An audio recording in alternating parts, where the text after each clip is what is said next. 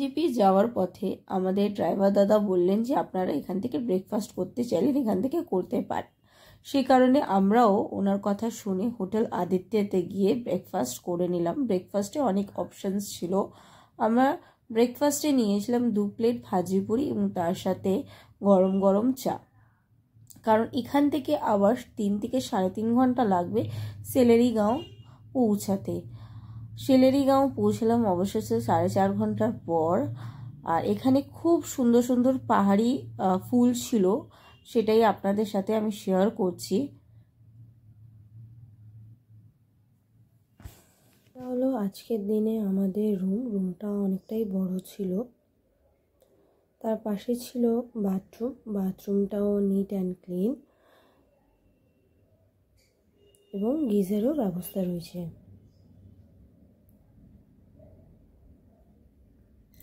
এরপর তোমাদের সাথে শেয়ার করছি এখানকার বাইরের ভিউটা সেই রকম নেই, কারণ অনেকটা ফগি ওয়েদার ছিল। আশপাশে দেখো ছোট ছোট হোমস্টে আছে, দেখতে লাগছে কার্টুনে সিনচ্যানে যে ছোটবেলায় আমরা দেখতাম সেই রকমের মতো আমাকে লাগছে। এটা হচ্ছে এনাদের ডাইনিং এরিয়া। এখানে তোমরা এসে লাঞ্চ, ডিনার, ব্রেকফাস্ট করতে পারো। অনেকটা বড় স্পেসিয়াস আছে। আমাদের লাঞ্চ এসে গেছে। লাঞ্চ থালির মধ্যে ছিল রাইস, দেখো তোমাদের জুম করে দেখাচ্ছি, রাইস, তার সাথে ছিল ফুলকপি আলুর ভাজি, এটা হচ্ছে বেগুন ভাজা, ঝুরি ঝুরি আলু ভাজা, তার সাথে ছিল আলু চোখা এবং ডাল, তার সাথে ছিল স্যালাড। খাবার দাবার বেশ ভালো ছিল। ইভিনিং স্ন্যাক্সের মধ্যে ছিল ভেজ পকোড়া অ্যান্ড চায়। রাতের ডিনারের মধ্যে ছিল এক ধরনের সবজি, রুটি এবং চিকেন কষা।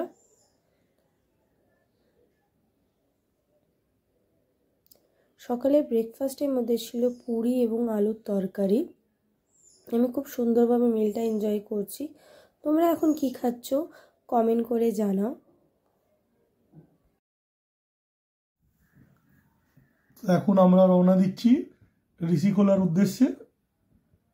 আমাদের এখানে থাকার অভিজ্ঞতাটা বেশ ভালো ছিল, আর এখানদের স্টাফদের বিহেভিয়ারও খুব সুন্দর ছিল, খাওয়া দাওয়াও খুব ভালো ছিল। আমরা যে রিসর্টে ছিলাম এটার নাম হচ্ছে গোল্ডেন অ্যাপেল রিসর্ট। আমি ডেসক্রিপশন বক্সে লিঙ্কটা দিয়ে দেবো, আপনারা এলে এখানে থাকতে পারেন। পর আমরা যাচ্ছি ঋষিখোলার উদ্দেশ্যে। ভিডিওটা ভালো লাগলে লাইক অ্যান্ড শেয়ার সাবস্ক্রাইব করে দিও। দেখা হচ্ছে পরের ব্লগে। সিলেরিগাঁও কিছু কিছু ছবি তোমাদের সাথে শেয়ার করছি। ভিডিওটা ভালো লাগে অবশ্যই লাইক করবে। Thank you for watching.